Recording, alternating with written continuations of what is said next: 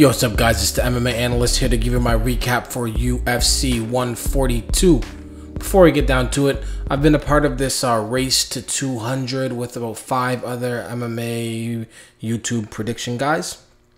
We had a halfway point, obviously that's 100, where we have like a prize for the first person to get 100 picks right. I think we started around the Strikeforce where like Rockhold defeated Jardine.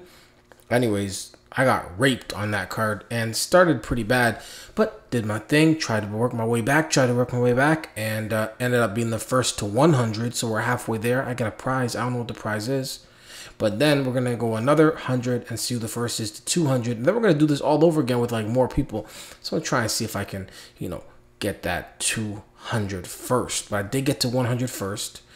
I went 8-2 on this card. I mean, every card's not good, right? Sometimes you just do horrible, but 8-2. Should have gone 9-1. We'll see. We'll talk about that later. I think I picked the fight of the night. I mean, like they got to give it to Alcantara and Omagawa. They got to give it to them. I picked that in my betting picks video, and obviously submission of the night, Paul Harris. I mean, they had to do that. I haven't seen that yet, but they got to, right? All right. Let's get down to the main event. Jose Aldo versus Chad Mendes. Yeah, man. Aldo's crazy. First of all, that scene was tight. Like, he just ran out there and just ran through the crowd and they're going crazy. That was like straight out of just, that was dope. Good work creating some history with that, or memory type stuff. But yeah.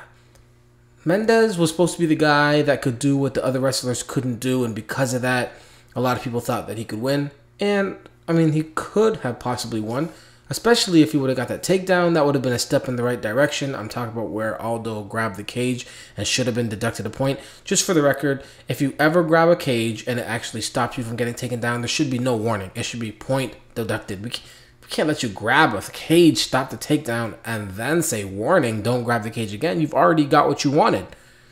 In the end, I don't care. I wanted Aldo to win. I bet on Aldo to win. He did win. I thought he'd be able to stuff takedowns. It's not like it's only takedown he stuffed. I mean, he legitimately stuffed like 3 other takedowns. And, I mean, he did his thing. Aldo's the man, right? At featherweight, he's the man. Actually, I couldn't believe somebody posted about Aldo being hyped and then talked about Chad Mendes like Aldo hasn't beat anybody. He just beat a bunch of bums and he's got to beat somebody like Mendes. I'm like, what? You're backwards, dude, but whatever. Good win for Jose Aldo. What's next for him? I don't know, but the featherweight division looking like there's a lot of entertaining fights anyways. So, good win for Aldo. Vitor Belfort. We all know what happened with this whole Anthony Rumble Johnson situation, right? First things first, I don't think he's going to be cut from the UFC. He did fight. If he wouldn't have fought, yeah, he would have been cut. He would have got the Marquardt treatment. They would have been at Denny's tomorrow morning, just like, oh, damn, we both can't ever go to the UFC again. But no, he fought. He got his ass whooped. He lost 20% of his purse. I think Dana's going to be like, well, what do you want? The guy paid for it, right? Like, literally in multiple ways. He tried to cut 30 pounds to go from like 218 to 185. And then his body started giving out on him. He couldn't feel his legs or something. I don't know, like, they were like, man, what's wrong with you? Go drink some water, man. Do something so you don't die. Supposedly he was like really, really, really bad shape. So he rehydrated and came to the weigh-ins at like 197. So it wasn't really that he'd missed weight by that much. It was that, yo, dude, you might die. Go do something real quick. Go drink some Slurpee or something. Obviously not a Slurpee, but and come back and just weigh in, and then don't weigh over 205, because if you weigh over 205, I think there's a few, like that's what Vitor Belfort said. I think you can't actually weigh in at 205 because then you'd be actually a light heavyweight. Anyways, point is, Vitor Belfort went out there. Anthony Rumble Johnson had a terrible cut, obviously, and he probably felt like, I gotta go out there and whip this dude's ass quick because I'm gonna get tired real quick. Vitor Belfort did enough, took a little bit of a beating, but did enough, got back to his feet, and that was it. Rumble was out of gas, and boom. Good win for Vitor Belfort. You'll see Anthony Rumble Johnson back in the UFC.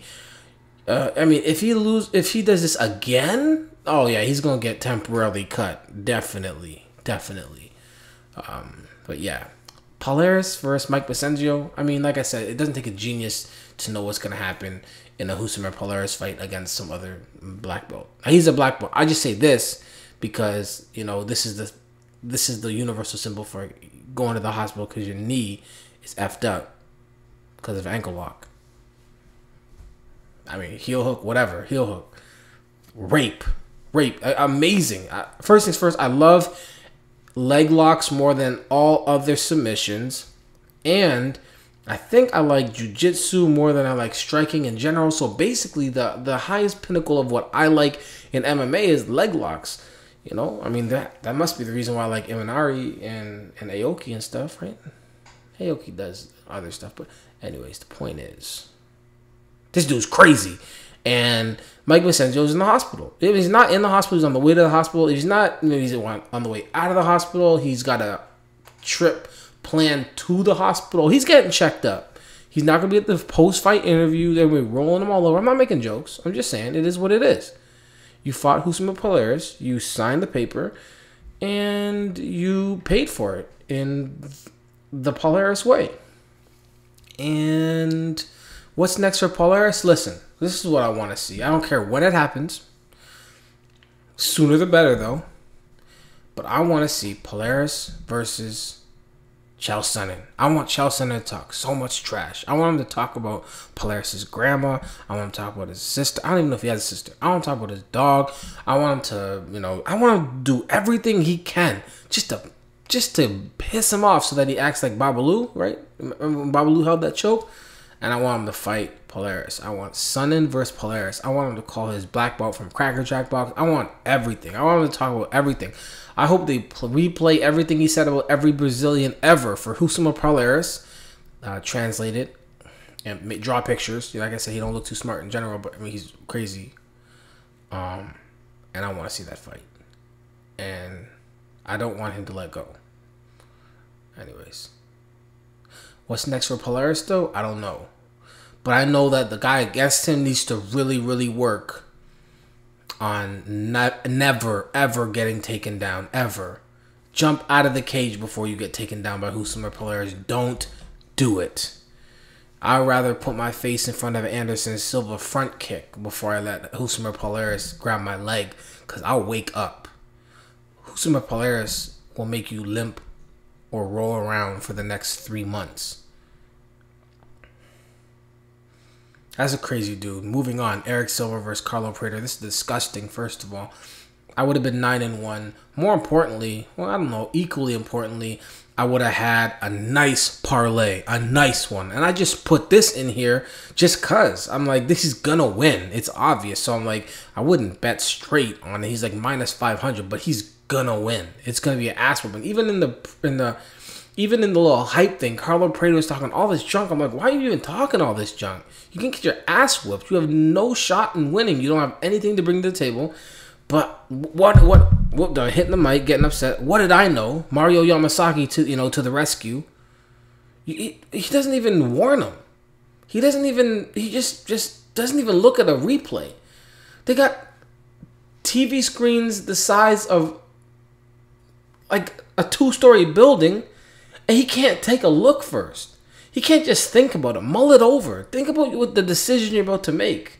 He just gives him a disqualification. I don't think they're gonna, the athletic commissions don't do anything anyways. They just hire any old whoever, put him in there. You got a job for life. Honestly.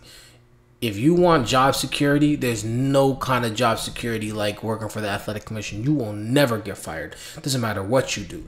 You gotta let somebody get killed. You might stand there and just let somebody if Mario Yamasaki falls asleep in the middle of the octagon, in the middle of a fight, and somebody gets killed, he wakes up hours later, the whole place is cleaned up, crime scene around the octagon.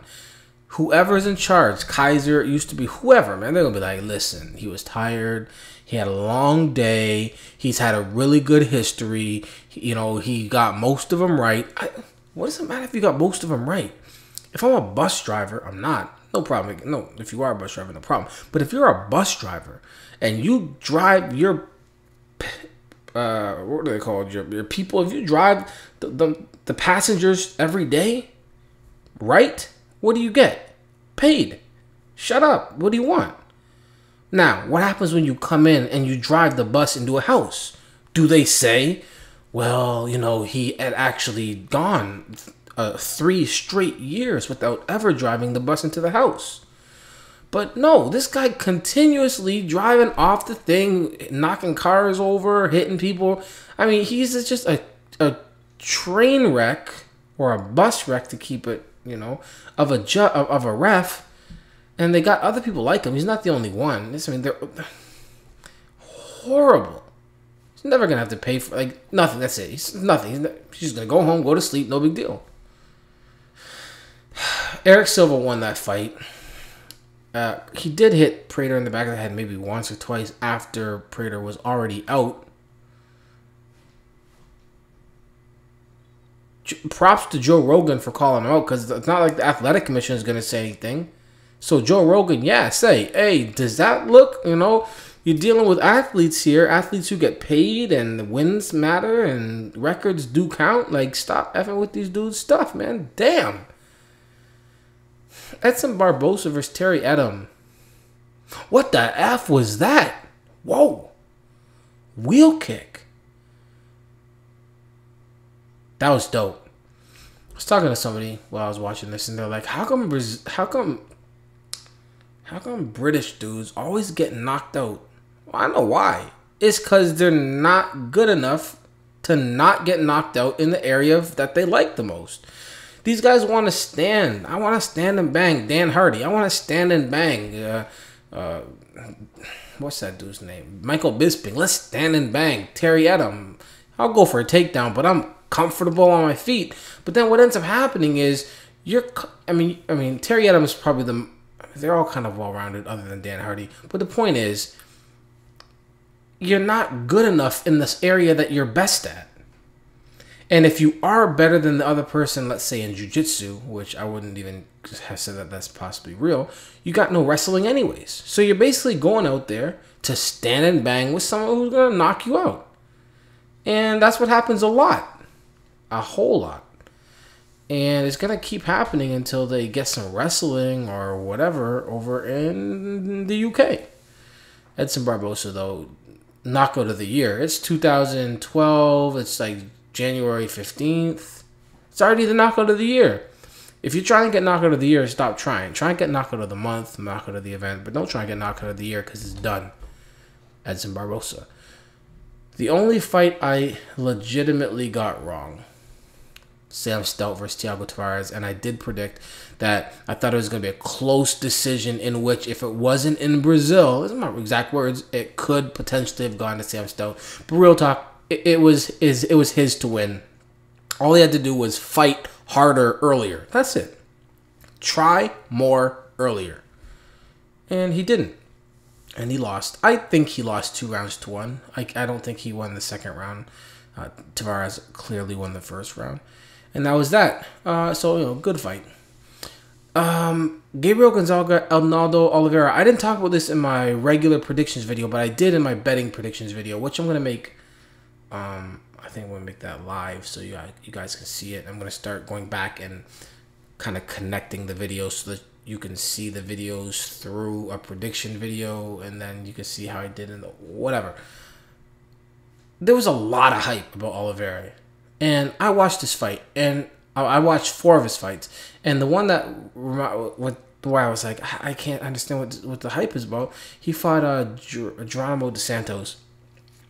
Geronimo dos Santos is not good. And he took Oliveira down like 3-4 times. And he was winning the fight. And then out of nowhere, he headbutted. This is like 2009 or something like that. He headbutts from the guard. He headbutts dos Santos, headbutts Oliveira, and then they take a point off, stand him up, and then shortly later, Dos Santos loses. It was crazy looking. I don't know what that was. The point is, though, the guy gets taken down. His striking was wild, really looping wild strikes. 6'7", 226 pounds. How does that even work? Anyways, I just didn't believe the hype that he had. I thought Gonzaga, as long as he does what he normally could do, which is get the fight to the ground and submit, that he was going to do it. And it didn't look good at all for Oliveira. Good win for Gonzaga. Alcantara whooped Omagawa's ass. Omagawa did tap. I was getting so pissed because I just want my guy to win. In the first round, they kept showing the second half when he was already rolled. The minute he cranked, before they started turning, Omagawa tapped 3-4 times. And then as they started turning, it was like they were stuck in this little situation where it's like he's trying to actually extend and flip him over and put him on his back. And at that point, he never tapped. But before that, he tapped. He absolutely tapped. They only showed that replay once. But he definitely tapped. In the end of the day, it doesn't matter. Alcantara won. But there were some close situations there all around. But this is a good fight. Probably fight of the night. Congrats to Mike Pyle. Getting a solid win over Ricardo Funch. And a tough pick for me was Arantes over Carvalho. I knew Carvalho was, he's got his grappling and whatnot, Canadian, all that stuff. I kind of knew who he was already before this card even started, but I just figured Arantes would probably get that win. Tough one, though. Thank God that the UFC had the preliminary FX card on Sportsnet, because if not, I would have had to stream everything. Just one Facebook fight and then 4 Facebook fights on FX. But I got it on Sportsnet. Hopefully that keeps going, because if not, I'm going to be pissed. But anyways, UFC 142, there you go. If you're looking to bet on MMA, hit me up for links. I'll give you a month free of my picks, of my betting picks, not, my regular picks, which are already free, my betting, focused picks. All right, so there you go. What's next? Take a look real quick. I never really pay attention to that. Oh, UFC on Fox. Gallard versus Jim Miller. What else is on this? I rarely look ahead. Real talk. Pretty good. All right, so anyways, there you go. MMA. It's important. Peace.